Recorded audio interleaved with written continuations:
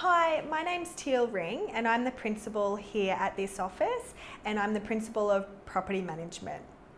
The reason you're watching this video is because you've been approved for one of our rental properties, so congratulations. We're looking forward to a successful tenancy with you. I'll just go through the main parts of information that will be of importance to you when moving into one of our rental properties. So, if you could please open up the general tenancy agreement. I'll go through it with you just to make sure everything's correct. Okay, so this is the document here that you'll see.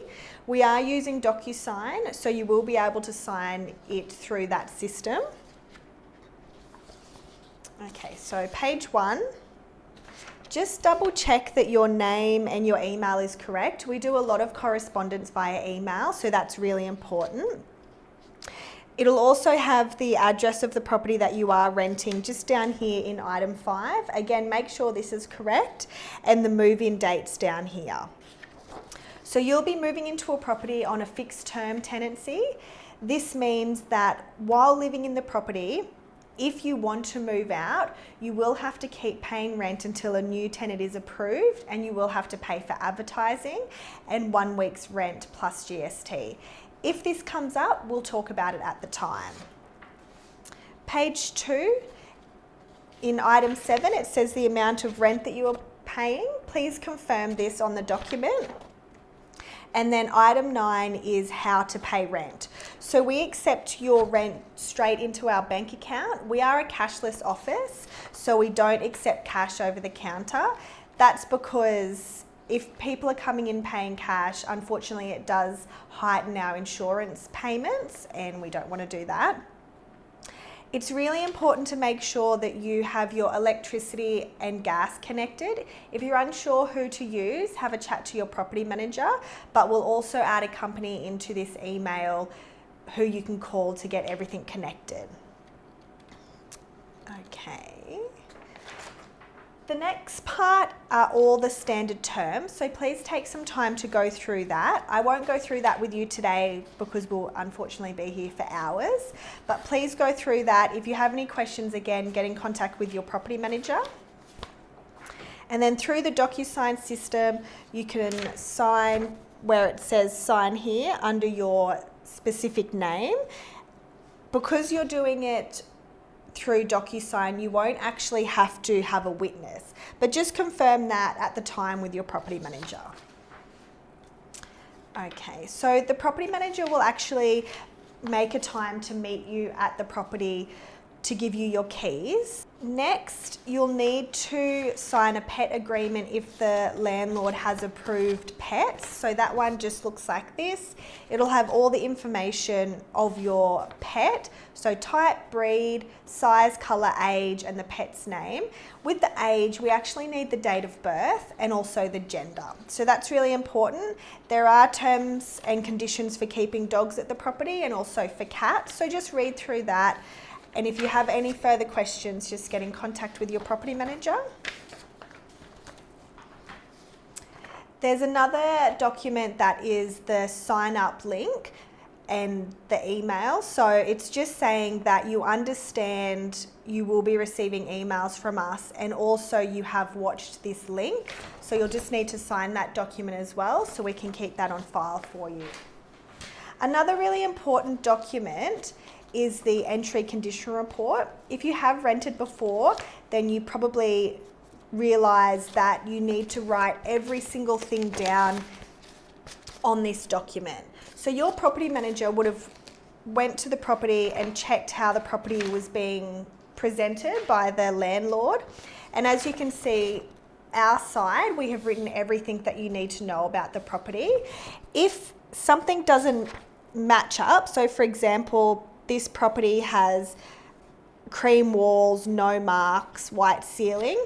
If you go into the property and you can see that the walls are blue, then just write it on this side. If there's any chips or dents or anything like that in the property, make sure you write it on this document, because this is what's used at the end when you vacate. If you've missed something, then unfortunately we will have to assume that you have done that damage, whether it's accidental or on purpose, and then at the time of exit, we will have to have you fix it yourself or organise for it to be fixed by a tradesperson from your bond. So it's really important, again, to fill this out as thoroughly as possible. Your property manager will meet you at the property the day that you get the keys and will go through this document with you. So please allow for at least an hour and a half on the day before you start moving things into the property, because this essentially could cost you your bond, and we don't want to have to do any deductions from your bond at the end. So as you can see, this is quite a large document. It goes on and on for quite a bit. And then we also add coloured photos to the document as well, just so we're both clear on what exactly the property looks like. And again, your property manager will go through that at the property with you. The next document is just saying that you've received the entry condition report, which is what I just quickly went through, and you have 3 days to return that. So even though the property manager is meeting you at the property and going through it with you, you can keep it for 3 full days and then hand it in on the last day. That'll just give you some more time, if you notice anything, to write it on the document. Okay, so the next link that will be in this email is the Form 17A. So this is actually made from the Residential Tenancies Authority. We don't make this document. It goes through anything you need to know about being a tenant, your rights, water usage, things like that. So have a look at that link. And if you have any questions, talk to your property manager. If you don't understand something, she'll be able to explain it to you, or he. Okay, so when you move into the property, you pay 2 weeks rent plus your bond. When you pay the 2 weeks rent, you need to pay your first week's rent the day you move in to maintain 2 weeks in advance. You, as I previously mentioned, you pay your rent directly into our bank account. You'll be given a reference number from your property manager. Your property manager and our office are quite strict with rent arrears. The problem with rent arrears is if you're applying for a credit card or you're applying for a home loan or things like that, you can actually use your tenant ledger as proof that you're good at paying. So that's one of the many reasons why it's really important to keep up to date with your rent arrears.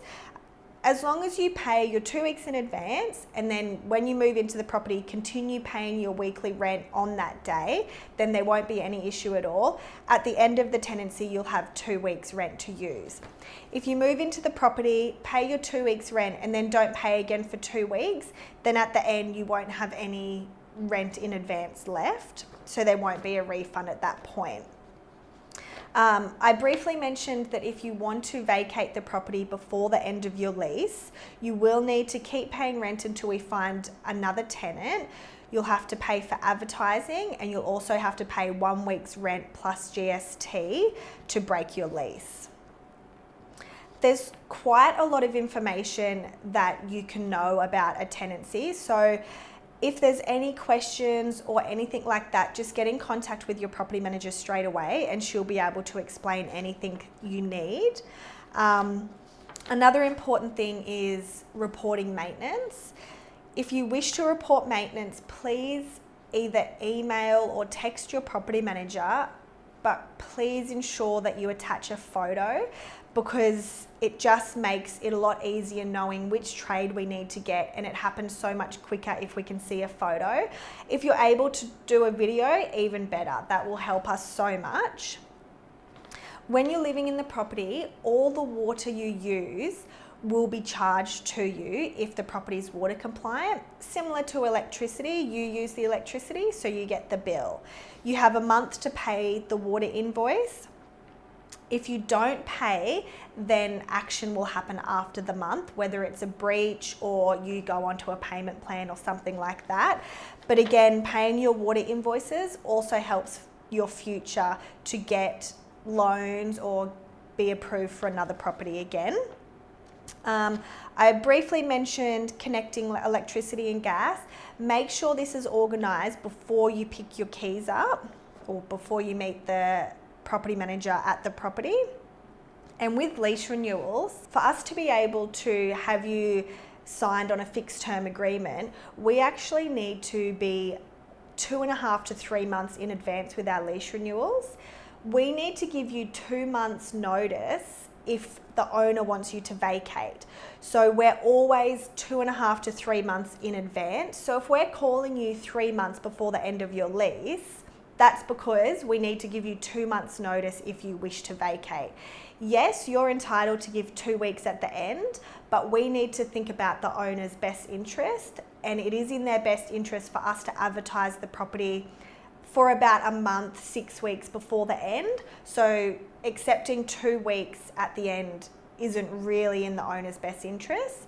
So, 4 months before the end of your lease, if you can start thinking about if you're wanting another fixed term lease, if you're wanting to vacate, just so we can be proactive. That's everything today. So thank you for watching this video. Go through all the documents, and if you have any questions, get in contact with your property manager. And I hope everything's successful with your move, and good luck with packing and all of that fun stuff. Thank you. Bye.